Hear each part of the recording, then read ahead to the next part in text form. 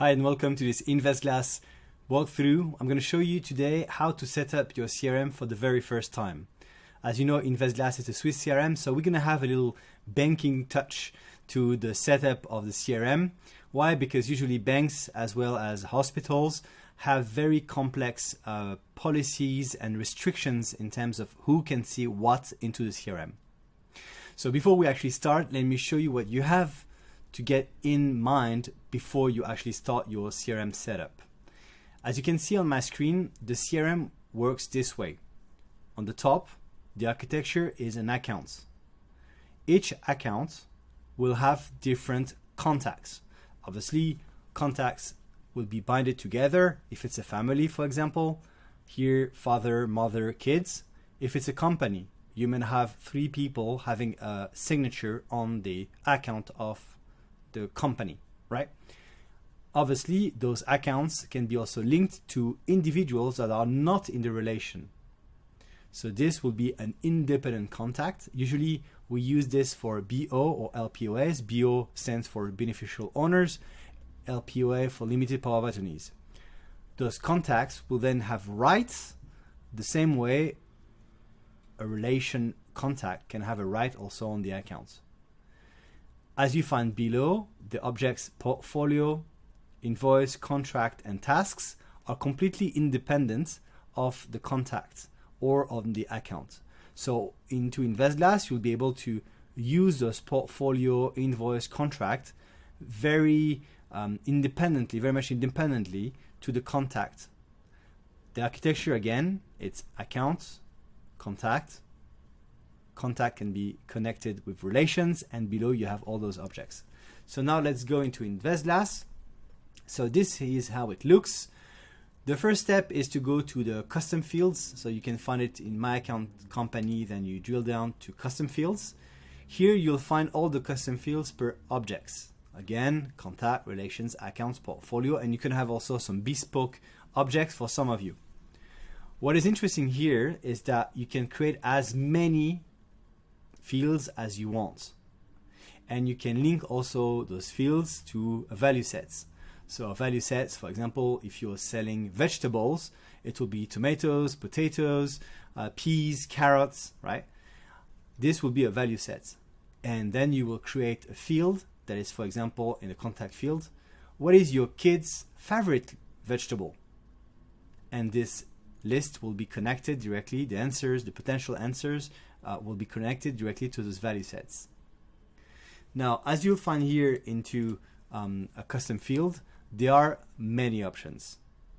From the value set that you want to select, if you have any, then the input type, okay, it can be a number, it can be a time, it can be an email. Why would you do this? Obviously, to help your InvestGlass users to make sure that they will put the right data into the CRM, but also with fields like email fields, it won't be possible to save an email field if you don't have the @ and the .com.fr.ch at the end. So there's some kind of what we call a regex that will check that the format is actually right for an email. And then, very important, you'll find here the compliance categorization with the GDPR, the PCI, and all those very important compliance categorization. And here you'll find the access to this field for different groups of users.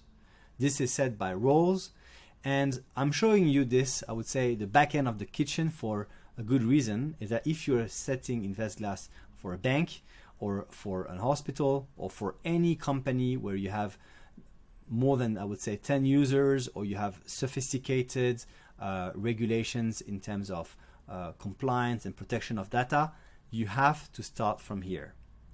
Who can see what? Who can create? Who can read? Who can update? Who can delete?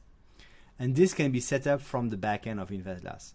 So you'll tell me, yes, but I want to try it and use it fast. It's possible. You can always import your existing files into InvestGlass, and through this very smart system, simply match, as you find here, the field on the left that you imported with your own CSV or Excel format to the actual location of the CRM Here I put accepted telephone with accepted telephone, and then it will be imported. But obviously, if you don't have an idea of who can see which information, down the road you'll be doing the job a second time. Now, for all those fields, obviously, you can set up the who sees what. But it's also the same with a record. So let's imagine if I go back to this document here, I don't want to give a visibility to all the contacts, right? I want a sales to access the green, but not the red. I want the compliance officer to access the red, the blue, the red, the green, and the orange. How do I do this? To do this, you have to use what we call visibility tags. So it's a tag, and you're going to link this visibility tag to the actual records. Let me show you. The visibility tag can be set through different means. The first, I would say the bulk way to do it, is through a role. So all people having the same seniority in the company, for example, head of teams, head of compliance, you can create as many roles as you want, will have a set of visibility tag. Here, this advisory role can only see clients with an access to the trading desk.